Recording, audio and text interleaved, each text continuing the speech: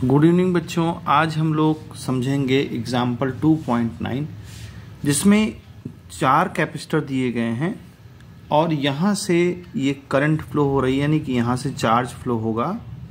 मान लीजिए Q charge flow होता है, ठीक है। इस कैपिटल Q चार्ज जब यहाँ पर जाएगा तो इसको 2 रास्ते मिल जाएंगे, एक इधर चला जाएगा और कुछ पार्ट इधर चला जाएगा। तो जब इधर जा रहा है तो इसको ये वाला और ये वाला सब सीरीज में मिलेंगे, क्योंकि एक चार्ज कहीं डिवाइड नहीं हो रहा है और यहाँ तक भी डिवाइड नहीं हो रहा है। कैसे हम पता करते हैं कि चार्ज जो है डिवाइड नहीं हो रहा? क्योंकि रास्ता वही है, देखिए ऐसे जा रहा है, ये रास्ता वही मिल गया इसको, कहीं कोई डिवाइड होने की कोई गुंजाइश नहीं है। फिर यहाँ तक आया, अब यहाँ से बटेगा या यहाँ से ब्रेक होगा, जो भी होगा यहाँ पर होगा। इसका मतलब क्या हुआ, ये और ये C1 C2 और C3 क्या है, सीरीज में लगे हुए हैं, और जो इसका कॉम्बिनेशन सीरीज का आएगा वो इसके साथ पैरेलल जुड़ेगा। तो याद रखें, जहां से चार्ज सेम हो, जहां तक चार्ज सेम हो वो सीरीज में रहेगा, और चार्ज अगर डिफरेंट होने लगे तो वो कॉम्बिनेशन हमारा पैरेलल रहेगा। अब देखिए C1 C2 C3 सबकी जो है कैपेसिटी दे रखी है 10 माइक्रोफैराड। तो इन तीनों को अगर हम ऐड करें, अगर इन तीनों को लिखें 1/C डैश, क्योंकि सीरीज में 1/C डैश होता है, 1/C1 1/C2 प्लस 1/C3। तो यहां देखें 1/10 1/10 प्लस 1/10, कुल मिलाकर के 3/10 हो जाएगा माइक्रोफैराड। लेकिन ये C डैश की वैल्यू नहीं होगी, C डैश की वैल्यू होगी 10/3 माइक्रोफैराड। ये तो इस कॉम्बिनेशन का आ गया, लेकिन अब ये वाला कॉम्बिनेशन इस पूरे से कैसे जुड़ा हुआ है, पैरेलल। क्योंकि मैंने आपको बोला ना, इसमें जो चार्ज जा रहा है वो इसमें अलग जा रहा है, क्योंकि यहां से चार्ज ब्रेक हुआ और यहां चार्ज आकर के कंबाइन हुआ। तो ये वाला जोन इस जोन से डिफरेंट है। तो इसका जो आंसर आया, इसके साथ हम पैरेलल जोड़ेंगे। पैरेलल जोड़ने का तरीका क्या है हमारा, तो मान लेंगे टोटल इसकी कैपेसिटी क्या है, जो कि क्वेश्चन पूछ रहा है C, तो इसका हो जाएगा C4 प्लस इन तीनों का C डैश। तो क्या हो जाएगा, C4 की वैल्यू हमें 10 दे रखी है और 10/3, तो इसमें एलसीएम ले लेंगे तो ये 30 प्लस 40/3 जो है माइक्रोफैराड इसका टोटल कैपेसिटी हो जाएगी। जो कि इसमें पहला क्वेश्चन यही पूछ रहा है, equivalent capacitance of the network. तो अब इसको अगर हम वो सॉल्व करें तो इसका आ जाएगा 13.3 माइक्रोफैराड। अब दूसरा इसमें पूछा जा रहा है पार्ट बी में कि इसमें आपके कैपेसिटी जो चार्ज है वो हर उसका जो है आपको बताना है, यानी कि हर प्लेट में चार्ज कितना है। तो ध्यान रखें, यहां से लेकर के यहां तक का जो इक्विवेलेंट कैपेसिटेंस है वो हमारा दे रखा है 40/3, और टोटल वोल्टेज 500 वोल्ट से ये चार्ज हो रहा है।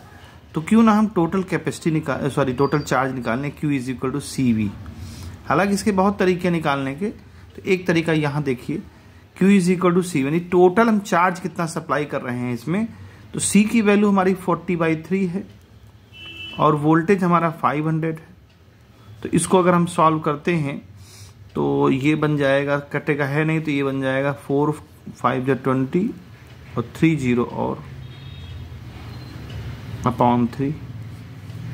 ये हमारा आ गया माइक्रो कूलाम, क्योंकि यहां पर ये माइक्रो में था, ठीक है। तो ये भाई माइक्रो ही कूलाम रहेगा। अच्छा, अब समझते हैं बात को।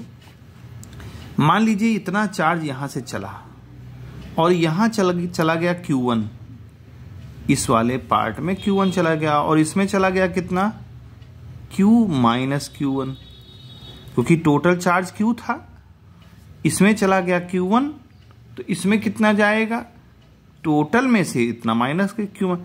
अच्छा, अब ध्यान रखें, ये वाला कॉम्बिनेशन और ये वाला कॉम्बिनेशन पैरेलल है। तो याद रखें, जब भी कोई पैरेलल कैपेसिटेंस हो और अगर वो सप्लाई 500 वोल्ट से सप्लाई हो रही है, तो इसका वोल्टेज और इसका वोल्टेज सेम होता है। पैरेलल में हम जानते हैं वोल्टेज सेम होता है। तो हम क्या करें, इसका वोल्टेज देख लें कितना है और इसका वोल्टेज देख लें कितना है। तो अब इसका वोल्टेज कितना होगा, देखिए फार्मूला क्या होता है, Q is equal to C V, तो इसका वोल्टेज कितना हो जाएगा, V is equal to Q upon C. इसमें चार्ज कितना जा रहा है, तो यहां लिखना पड़ेगा सिंस इन पैरेलल कॉम्बिनेशन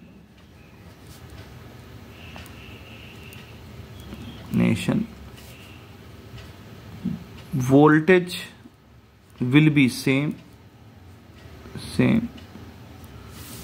तो अब देखिए इस वाले C1 C2 और C3 का वोल्टेज टोटल, इस वाले का वोल्टेज 500 होगा, ठीक है। तो अब 500 वोल्टेज है, यानी इसका 500 है, तो इसका वोल्टेज हुआ कितना, तो वोल्टेज होगा चार्ज अपॉन कैपेसिटी। तो इसमें चार्ज कितना जा रहा है Q1, और इसकी टोटल कैपेसिटी कितनी है इक्विवेलेंट 10/3, पहले से निकाला हुआ है। तो यहां पर इस तरफ का क्या हो जाएगा Q1 बाई, और टोटल कैपेसिटी कितनी हो जाएगी 10/3। अब देखिए इसका पोटेंशियल भी वही होगा, तो इसमें इसका कितना पोटेंशियल हो रहा है, तो पोटेंशियल बराबर क्या हो जाएगा चार्ज अपॉन कैपेसिटी। तो चार्ज इसमें कितना Q माइनस Q1, तो यहां लिख देंगे Q माइनस Q1, और इसका जो कैपेसिटी कितनी है वो है 10, हमें क्वेश्चन दे रखी है 10 माइक्रोफैराड। तो ये 3 ऊपर चला जाएगा, तो 3Q1 नीचे 10 है, Q माइनस Q1 10, तो ये 10 से 10 कैंसिल हो जाएगा, ठीक है। तो अब हम आगे यहां सॉल्व कर लेते हैं, तो आ जाएगा 3 की, देखिए ये Q1 इधर आ जाएगा, तो हो जाएगा 4Q1 is equal to Q, ठीक है। अब देखिए ध्यान दीजिए, यहां पर हमको Q पहले से ही हम लोगों ने निकाला हुआ है, तो Q1 की वैल्यू कितनी हो जाएगी Q अपॉन 4, और Q है 20,000 ही था डिवाइड बाई 3, और यहां 4 है, इसको कैंसिल कर देंगे 5000 डिवाइड बाई 3।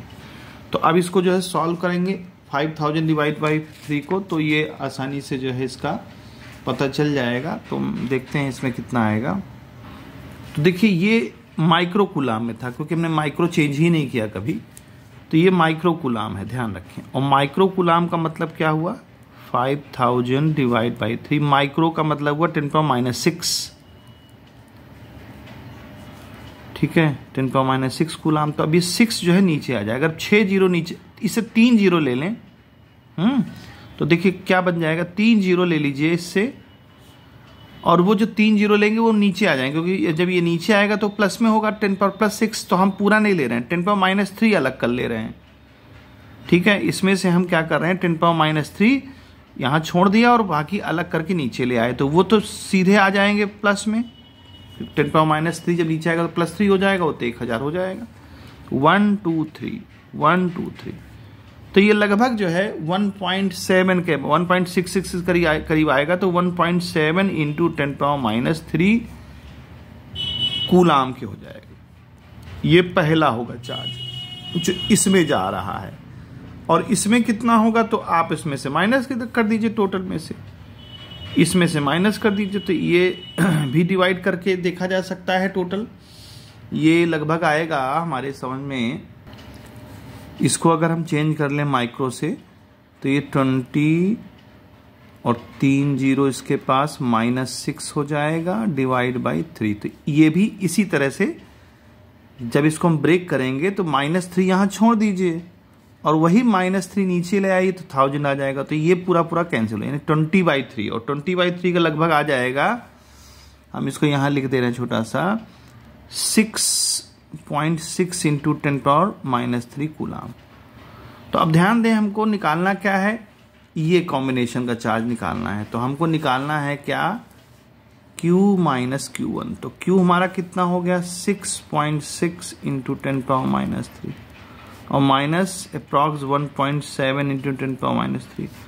थोड़ा डेसिमल का वेरिएशन हो सकता है आपकी एनसीईआरटी से आंसर में, तो उसकी कोई दिक्कत नहीं है, क्योंकि वहां इसको राउंड ऑफ किया है, 6.66 को करके 6.7 कर लिया है, राउंड ऑफ समझ लीजिए आप इसको, ये राउंड ऑफ यहाँ किया हुआ है, ये राउंडिंग ऑफ कर दिया है, तो 6.7।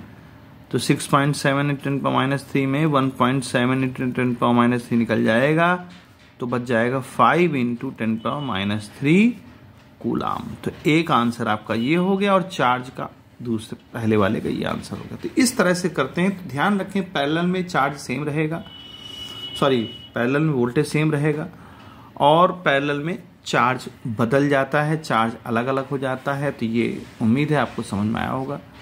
If you have any problem you may ask in comment section. Good bye.